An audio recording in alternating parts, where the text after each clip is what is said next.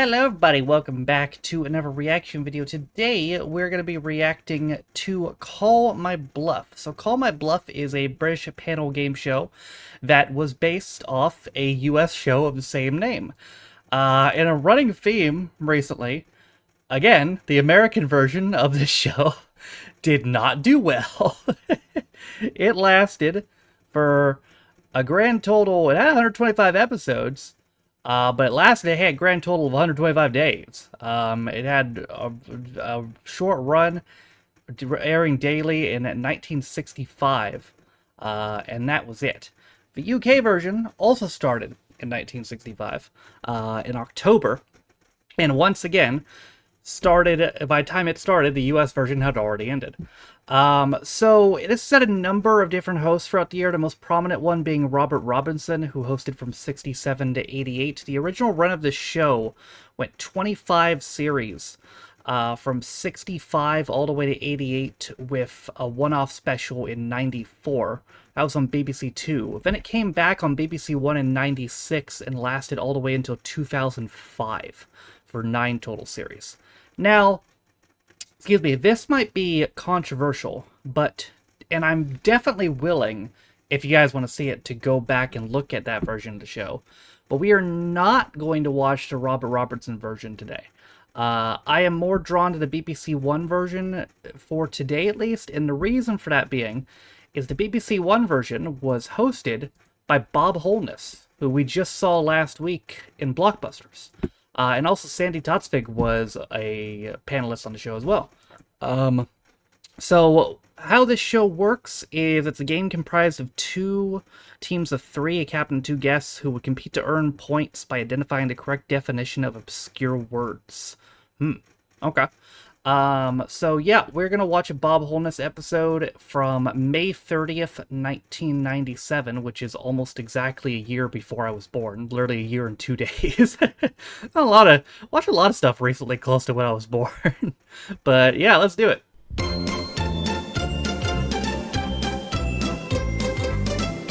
feel like I've heard this before. I have. I've heard this before on something else. No idea what.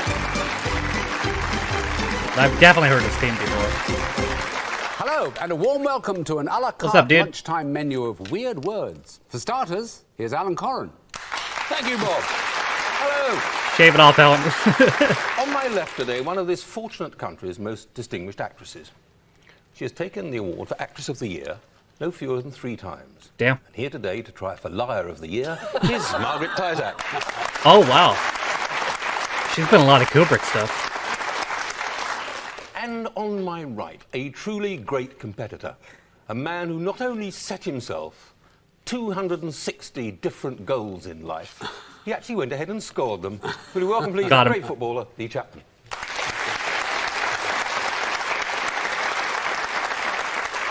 And just prior to the main course, Sandy Toksvig. Thank you very much, Bob.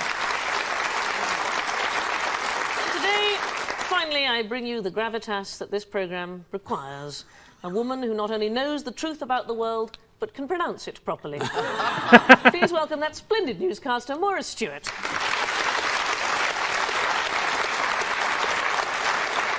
My other guest and I have something in common in that neither one of us has shaved for the programme. Just shows up slightly more on him, and I've got to explain because his mum's watching, that's because it's for a part. All right, he's making a film with Brenda Blethyn. And that's not surprising because he's a splendid actor. Please welcome George Costigan. That was a dude. Yeah, cheers, mate. Now the rules. Alan's team will begin by defining a word 3 different ways. 2 of them are bluffs and 1 is true, but which one? That's for Sandy and her team to try to find out. The first word today being Morepork. Oh, hurrah! Morepork. We better get this out of the way first, hadn't we? This is not the cry of a diner in a nouvelle cuisine restaurant who has looked at his 3 haricot beans, his single scallop and teaspoonful of polenta, and decided that at 50 quid a head he's being taken for a ride. It is, however, a cry. Right. It is the cry of a bird. It's the cry of a bird, and the bird takes its name from the cry. In Australia, it's a hawk. I think Would I Lie to You might have gotten a bit of of inspiration from this. Furry animals. But in New Zealand, it's an owl, where it's probably crying out for more intelligent conversation. It is the Morepork. Right, thank you. Margaret. Well, I like this word because it's very simple. Means what it says what it means. It's the word used in the abattoir for a pig that has been artificially... Have you ever been in an abattoir? No. Artificially beefed up or porked up for the market. So you have your pigs and you have fatter pigs, Moreporks. Simple. I'm not sure if I believe you, Mark. Yes, Lee. She is a brilliant actress, though. Now, as you know, garage mechanics are like doctors. They can't tell you what's wrong, but they know how to charge. But if you're in a garage and you're watching a technician boost up or soup up an engine, the chances are that you'd heard the word Morepork. It's a professional terminology for giving an engine more energy. I always thought it was more poke, but apparently it's more pork, which is more power to your engine. Very well. So it's a cry of a bird called Morepork. It's the fatter pigs in an abattoir, or it's more energy, more oomph. I kind of believe Lee for some reason. It's Morepork, and it's Sandy. This is very curious. What Alan knows about birds, you could write on the back of a small postage stamp. I know about restaurants, though. About restaurants. Sometimes it's an owl and sometimes it's a hawk and it goes, Morepork! That's right. It's bizarre, isn't it? That's What a very- strange world Yeah. we live in, Sandy. Yeah. Very, very curious. I put you to one side. It's not the first time. And with a rather large smile. Which brings me to Maggie. Can I just say, what a privilege it is to even be in the same room as you. I think you are quite simply one of the best actresses in the world, so there you are. And I've said it now. Yeah. I wanted to name my son Abattoir till I found out what it meant. I just thought it sounded so fabulous. I wanted to have a son and a daughter. I was going to call her Avarice and him Abattoir. There we are. It's neither here nor there. It's fatter pigs. Having said what a wonderful actress you are, I think you talk a load of twaddle. Which brings me on to Lee. There's not a boy in the world doesn't want more pork.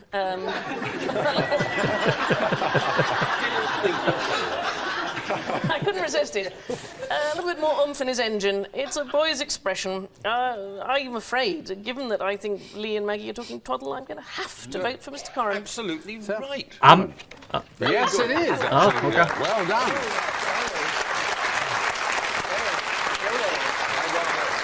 Believe it or not, it is the cry of a bird called Morepork. Well, Fair enough. there we are. This one's Norcock, and it goes to Sandy. Norcock. Yes, what a fine couple of selections we've got to start the programme off with the right tone. Can I just bear in mind that my grandmother is watching? Do you remember that wonderful film called The Graduate? Yes. It's a splendid film, and there's a wonderful scene in it. At the end, Dustin Hoffman has to run, for various reasons, to get to the church service to prevent the girl, to just remind me is Catherine Ross, from getting married. And he runs into the church, it's got a wonderful glass window, and he stands up there, and he shouts, and the whole congregation looks up at Dustin Hoffman, and what are they thinking? They're thinking he's a bit Norcock. I had the sun behind him, of course. I remember the scene. He is, in fact, a Norcock, and for reasons that I cannot fathom, a Norcock is the last person to arrive at a church service. Oh, Well, okay. Moira. Interesting. I'm going back to a variation on the theme of birds, and as any poultry farmer will tell you, a rooster in a hen house is one very happy fellow. I mean, the guy is feeling no pain, smile from ear to ear, and among other activities, he will be lording it over the rest of the birds, and he will be feeling he is cock of the walk. However, put that same rooster in a cage full of other roosters, and it's a whole different story. The feathers fly. It is a absolute warfare, fight to the death to see who is the boss cock. And Norcock is your boss cock. Oh, right. George. Right. A cock and bull story is one without any truth in it at all. A story with neither bull nor cock. However, strange but true, a story about a bull nor cock meant literally that the next story was about a bull and would be a load of bull, because Norcock means, or it did mean in Old English, next. Oh. All right, so it's the last person to arrive at a church service. It's a boss rooster, a top cockerel, or it's an Old English form of next. Norcock. Alan. Moira. A top cock. I see the words knorr and I see cock. The only thing I can think of is those little squares of powdered chicken. Now, Knorcock's actually much smaller than the thing that, or otherwise it's been beaten to a pulp in the hen house. Sandy, it's the last person to arrive at a wedding. It's the man, presumably, who forever holds his peace.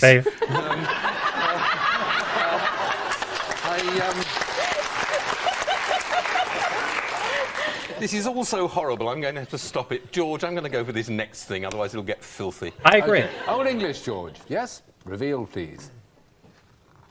Yes, Hey! absolutely right. Well done. All right, well, you got 1 out of 2. So, strangely it is, the Old English form of next, Norcock, which brings us to Sitchin. Maggie. Sitchin. Now, when I was about 12, my mother decided that I should learn ballroom dancing. Well, I wasn't very keen on this, as I was a rather shy and retiring child, but I went along, and on the way there, I used to get a scarf, and I used to put my arm in a sling so that I could report back that I had indeed attended the class, but and all was placated at home. But lo, one day I was completely converted to ballroom dancing, because we were watching on the telly these wonderful, magical creatures. The men were dressed like penguins with wonderful shiny shoes, and the women, they were encased in meringues, frothy fondants of dresses in chiffon. Bro, like, what do you say? And covered from head to toe in sitchins. Sitchins, the old word for sequin. Very well. Okay. Lee. Right, Sitchin.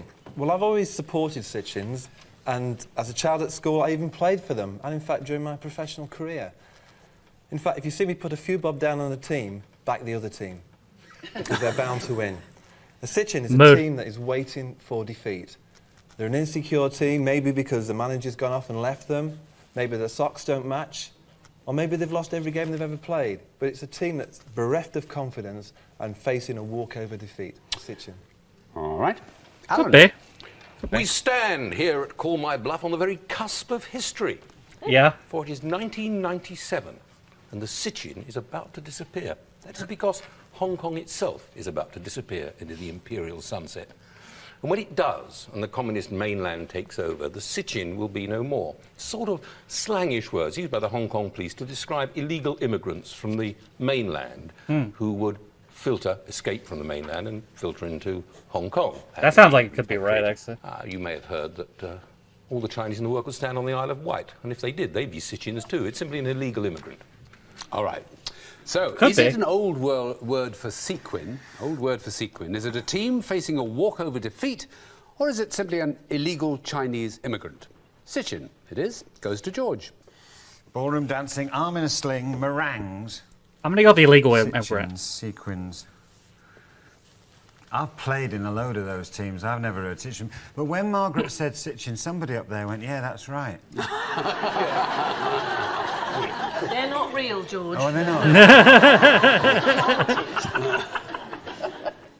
Who are you going for? I'll go for Margaret. A Chinese word. Right. Margaret? Oh, no. No, I thought it was that. We're in suspense. Front, Margaret. We're into overtime. She lost it. Oh, all right. Death cheating. So it was an old word for sequin.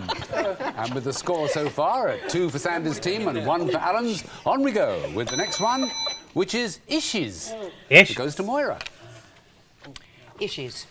Now, I hope that none of my friends across the way have in fact come across any issues, or definitely not within the last 11 weeks or so, because that's how long it takes for ishies to hatch, to grow to their full size, and to start crawling. You see, ishies are microscopic creatures that love heat, and they love the taste of human blood. And Where are they they? prefer the warmest beds, the softest cushions, and the most rounded of human flesh. They're You bedbugs? see, the ishi is the Old English word for bedbug. Ah, Oh, very unpleasant. Okay. Right, fine. George. that was right. Only female wood pigeons have issues. They're tiny little sacs in the throat, and when the female wood pigeon gets pregnant, she stores, apparently, in these tiny little sacs, minute sort of shoots and seeds, and it's a bit like colostrum, that first feed that a human female gives to its child before the milk begins to flow.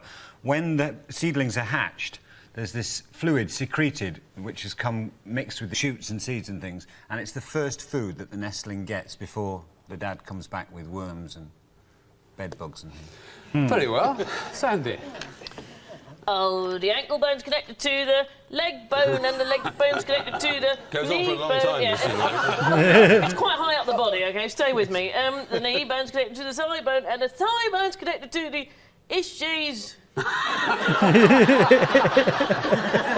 Yes, indeed. You can get plastic issues if you're of a certain age. It's a hip joint. Oh, okay. Rabelais was very keen on the ishies, if I might quote from him. He spoiled the frame of their kidneys, heaved off of the hinges their ishies, which, if you've read Rabelais, is the politest bit in it. He has another chapter on spending an afternoon with a goose, which would make your head spin. It's from the Latin ischia. It is the correct medical term for hip joints. All right, then. So, I'm gonna go with the pigeon thing. Microscopic bed bugs. Is it a female wood pigeon's internal food store? I'm gonna go Or with the it's pigeon. simply hip joints. Issues. Maggie. Well, now, Moira, you always tell us the truth, don't you? That must have put me off. And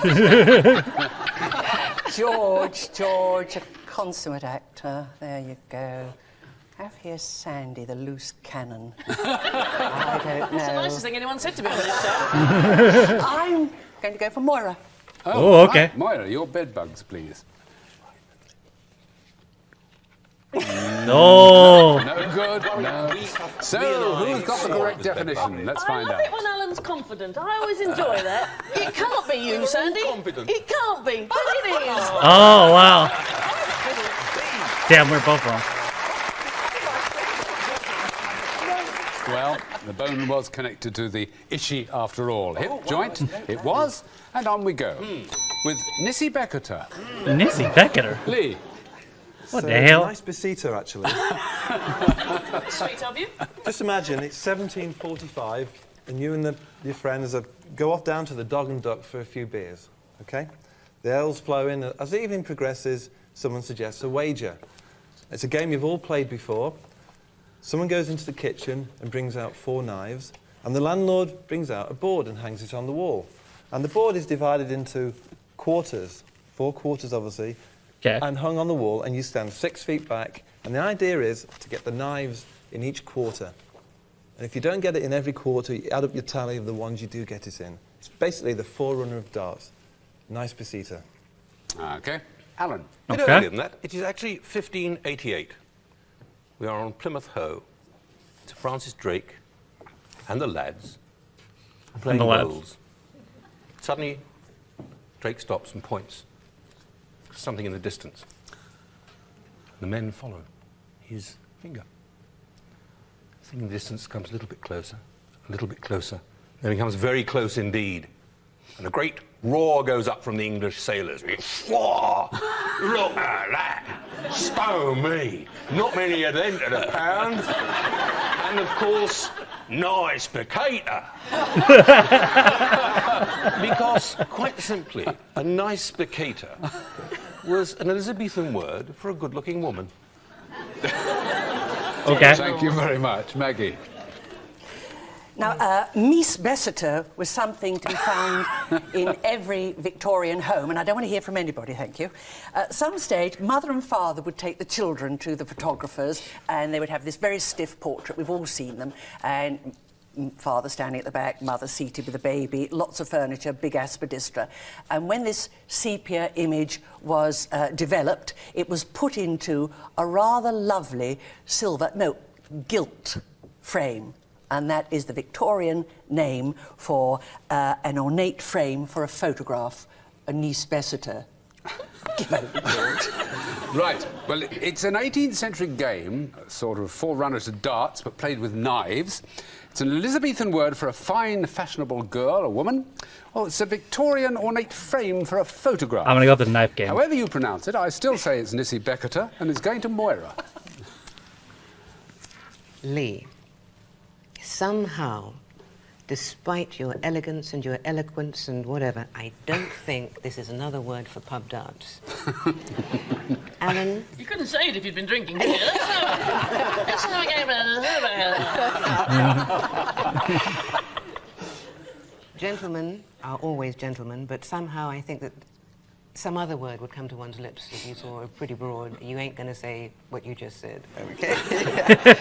Margaret. Despite appearances, I'm not 500 years old. We'll argue about that later, Alan. Margaret, I think you cannot tell a lie. I think it's your ornate picture frame. Maggie? I'm going to go with the picture frame darts. or not? Right, nice time. I'm also good with props. Oh! So, one of the two gents. Which one? Hello, darling. Ah! Damn. Well, it was an Elizabethan word for a fine, fashionable girl or woman. How did you pronounce it again? Nicebecetur. That's actually pronunciation. Is it? Nicebecetur. Right, Nicebecetur it can be. Let's go on to Bob's like, Eruke I don't care. with George. These two must be hell to play at Scrabble. How do you say it? Pronunciation. Is it? Nicebecetur. Right, Nicebecetur it can be. Let's go on to Eruke. Eruke. These two must be hell to play at Scrabble. We never remember any other words. Sorry, Hardly Eruke. remembers my name. Your turn, George. Eruke. Eruke. But now, at 30, my hair is grey. I wonder what it will be like at 40. I thought of a peruke the other day. This is Byron. Don Juan, 1820. Peruke obviously was a wig, a hairpiece, and it comes from Eruke, bald. Ah. Ah, right. Okay. Sandy. Eruke.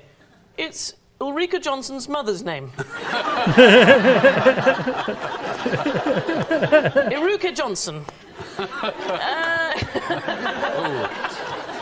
What can I tell you about it? It's a medical term, clearly. I know a lot about medical terms. It's found in the E section of Gray's Anatomy. And it is the plague of youth. You Okay. finally get old enough to fancy a tiny bit of physical friction with someone else, and you get up in the morning and you've got Vesuvius on your chin. And it is the dreaded pimple. It is the scarlet eurekanel. Right. It is pimple. It's a zit. Okay. That's it. We've got the message. Yes, thank you. Okay, Moira. I'm going back to creepy crawlies, I'm afraid, but this time not the blood-sucking kind. This variety is much bigger, it's slimy, and it has many, many hairy legs. But from this very unpromising start, we turn into an Eruke, and an Eruke is the caterpillar that turns into the most beauteous butterfly. Eruke. Okay. Bald is one explanation. Teenage pimple is another. I'll go There are bald. more pleasant one, a slimy caterpillar that turns into a beautiful butterfly. Eruke, or Eruke. Lee, it's yours. Bald. Moria, I find it hard to disbelieve you as well. I really do. But a hairy caterpillar? I don't think so, no, definitely not. Sandy, Hello. I just can't believe you. I don't believe it's a pimple, pussy or not. Sorry? I liked you till now. Because George's explanation was so short, I'm going to go for George. Yeah, I agree. Bald. Bald. Bald, George, correct or not? Damn it. No, I not suck at correct. this game. Which of the two ladies has the correct definition? Look at her face. Would she lie to you? She would lie to you. I should have known. Right. Well, Hey.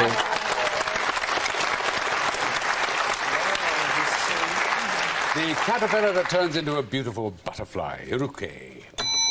Latta is our Latt. you're in the Caribbean and you're feeling a bit bereaved.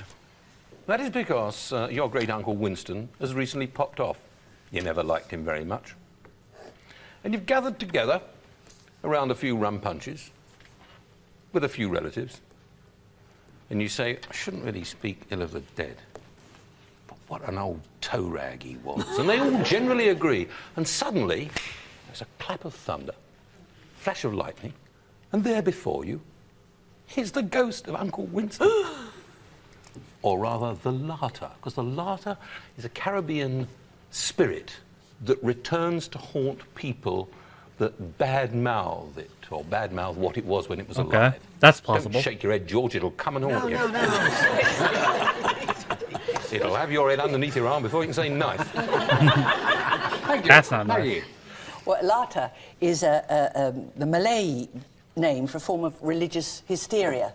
And you can identify it quite simply because the hysterical person will be rapidly spouting inarticulate sounds, and he or she will be dancing around, jerking their arms and legs all over the place. And God, they're jerking it? It's a bit sort of like club nights without the disco. Anyway, Latta is the Malay word for hysteria, religious hysteria. Very well. A lot of that going on. Latta, we're in India for this one. You're at a vast political rally. You've arrived late, all the good seats are taken, and you've got to climb a tree half a mile away to try and see the speaker at the front. Luckily, there's a loudspeaker system put into place, and the speaker is standing on a latta, which means it's a larger version of a politician's soapbox, a latta. Right. These are all we're in plausible. the Caribbean first for a ghost of a dead relative who appears to someone who's been slagging him off. A religious hysteria in Malaya, or a small stage, or rather a fairly large stage in India. It's a latta. Sandy? I'm gonna go with ghost. Travelled the world there, didn't we? It was like Wish You Were Here in microcosm suddenly. Alan, you know a lot about Caribbean spirits, but they generally have little parasols in them. Very good. Hey, No. thank you. Uncle Winston, I don't know. I for no good reason at all, I don't think it's that. It could be any of them, because obviously it's not Danish. Malay hysteria. No doubt they're packed with religious hysteria in Malay, but I don't think they call anything as simple as a latta.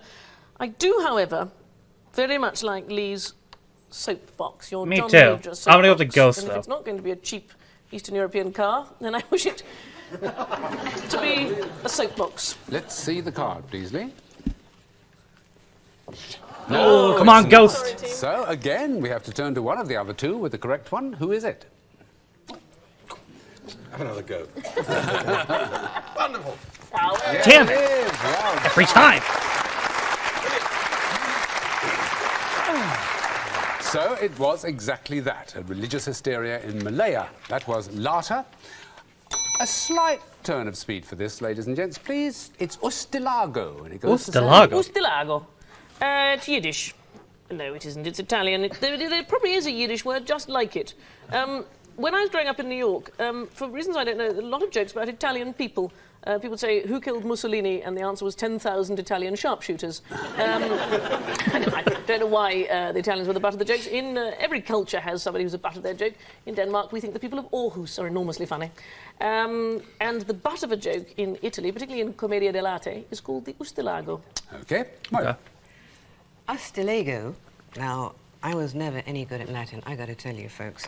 All of those dry verbs and the stories of centurions going to war, I'm sorry. However, I might have changed my mind if I'd realized that Ustilago comes from the Latin for smut or blue jokes. Okay. In fact, originally it meant the disease that attacks barley, that turns the ear into dark grey powder, dirty. But your actual Romans changed its meaning to your proverbial blue joke, smut. really? Okay. George. It's a Spanish derivation, and it's a bastardization through Chilean dialect, and it means a cement-built pavement, not an ordinary pavement, not a sidewalk, not a boardwalk, a cement-built pavement, Ustilago. Well, all right. It is Italian, and it's a word for the butt of a joke. It is Latin for smut on diseased grain, which I'm can gonna go with mean pavement. blue joke. And it's a cement pavement, a cement block pavement in Chile. Ustilago. Alan. What a world we live in. It's a Roman blue joke, it's an Italian joke, or it's a pavement. What a choice there is. I have been the butt of Sandy's joke so often. I'm prepared to risk being the butt of another one. I will go for Sandy's Sandy, Italian. the butt of a joke. Yes Darling, or no, how please? sweet of you. No. Come on, pavement. No, it's not. So who's got the correct definition? Very quickly. Damn it. Every time. It's your classic dirty Roman joke. It is Latin smut, indeed.